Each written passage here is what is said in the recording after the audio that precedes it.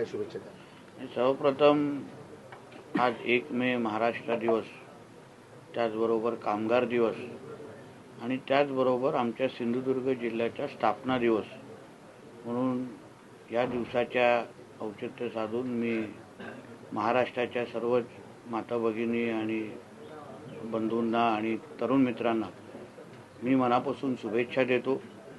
आदरणीय मुख्यमंत्री देवेंद्र फडणवीसजी आणि आमचे दोन्ही उपमुख्यमंत्री यांच्या नेतृत्वात या महाराष्ट्राला एक प्रगतशील राज्य बनवण्याच्या दृष्टिकोनातून जे काही घोडदौड सुरू आहे त्याला निश्चित पद्धतीने गती देण्याचं काम आम्ही सगळेजणच आपल्या आपल्या माध्यमातून करतोय.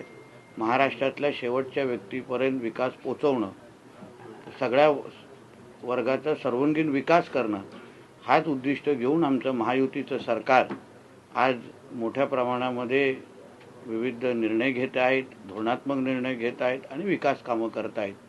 आज महाराष्ट्र दिवसाच्या निमित्ताने आज विविध विकास कामाचे उद्घाटन, शुभारंभ आज सिंधुदुर्ग जिल्ह्यामध्ये आम्ही लोकांनी केलेले आहे. त्यामध्ये पोलीस सोशल मीडिया लॅबपासून विविध महत्त्वाचे विकास कामं ज्याच्यामुळे लोकांच्या सिंधुदुर्ग जिल्ह्याच्या जनतेच्या आयुष्यामध्ये निश्चित पद्धतीने फरक पडेल किंवा एक चांगला विकासाच्या दृष्टिकोनातून काही महत्त्वाचे प्रकल्पाचं उद्घाटन मी असो, आमदार निलेशजी राणे असतील, आमच्या जिल्हाधिकारी, पोलीस अधीक्षक, जिल्हा परिषद अध्यक्ष सगळेच आम्ही प्रमुख लोक एकत्र मिळून आज जिल्ह्याच्या स्थापनेच्या दिवसाच्या पण निमित्ताने जिल्ह्याला सर्वांगीण विकासाच्या दिशेने घेऊन जाण्याचं काम आजच्या निमित्ताने करण्याचा आम्ही प्रयत्न करतो. सर, एक राजकीय अमरावती जिल्ह्यातील एक लग्नपत्रिका व्हायरल झाली आहे, ज्यामध्ये लग्नपत्रिकेत टिपू सुलतान यांचा प्रेरणास्थान म्हणून उल्लेख करण्यात. आम्ही पहिल्यापासून बोलतोय की या आमच्या हिंदू राष्ट्रामध्ये ज्यांनी हिंदूंचा मोठ्या प्रमाणामध्ये धर्मांतर केलं, सतत हिंदू द्वेष केला, अशा टिप्याला कुठल्याही पद्धतीने स्थान आम्ही आमच्या महाराष्ट्रामध्ये आणि आमच्या हिंदू राष्ट्रामध्ये देत नाही. आणि म्हणून अशा पद्धतीच्या लग्नपत्रिका कदाचित पाकिस्तानमध्ये छापल्या असतील तर योग्य असतं. आमच्या इथे ह्या सगळ्या गोष्टी मान्य नाही. साहेब, संजय राऊत म्हणतात की मुख्यमंत्री देवेंद्र फडणवीस आणि त्याच्या पक्षाला त्यांच्या महाराष्ट्रात स्कोप आम्हीच दिला म्हणून. आता त्यांना किती महत्त्व द्यायचं हे तुम्ही ठरवा. त्यांचा पक्षच त्यांना आता महत्त्व देण्याचं बंद झालेलं आहे. आणि म्हणून संजय राजाराम राऊतला त्यांनी सकाळी उठून काही बोलले तर आता त्याला काही किंमत राहिलेली नाही आहे. आणि म्हणून त्यांच्या विषयाला जास्त महत्त्व चांगल्या दिवशी देणं हे योग्य नाही.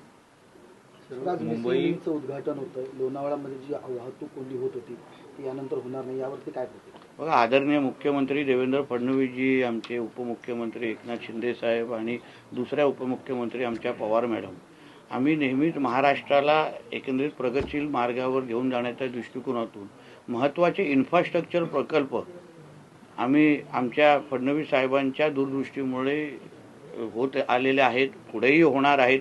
त्याच्यामध्ये हा जो मिसिंग लिंक आहे त्याच्यामुळे 25 ते 40 मिनटं मुंबई ते पुणे जाण्याचा जो काही वेळ आहे तो कमी होणार आहे.